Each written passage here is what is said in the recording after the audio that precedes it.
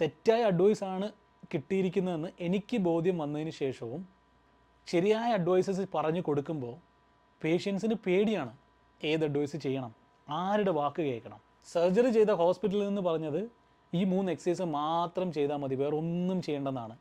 ഒരു ligament reconstruction സർജറിക്ക് ശേഷം ഒരു പേഷ്യൻ്റ് ശരിയായ രീതിയിൽ റിക്കവറിയിലേക്ക് വരുന്നില്ലെങ്കിൽ ആരാണ് ഉത്തരവാദി? ഞങ്ങളുടെ റെസ്പോൺസിബിലിറ്റി അത് കണ്ടതുകൊണ്ടാണ് ഈ ഒരു രംഗത്ത് മാത്രം ഞങ്ങൾ എന്ത് ചെയ്യുന്നത്, വീഡിയോസ് ക്രിയേറ്റ് ചെയ്യുന്നത്, ഇൻഫർമേഷൻസ് തന്നുകൊണ്ടേയിരിക്കുന്നത്, അതിനുവേണ്ടി സൊല്യൂഷൻസ് വരെ ഞങ്ങൾ ഫോം ചെയ്ത് വെച്ചിരിക്കുന്നത്.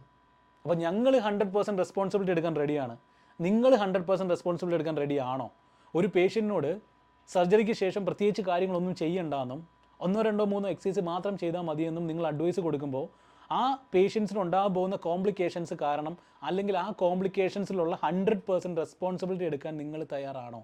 ഇതാണ് എൻ്റെ ചോദ്യം.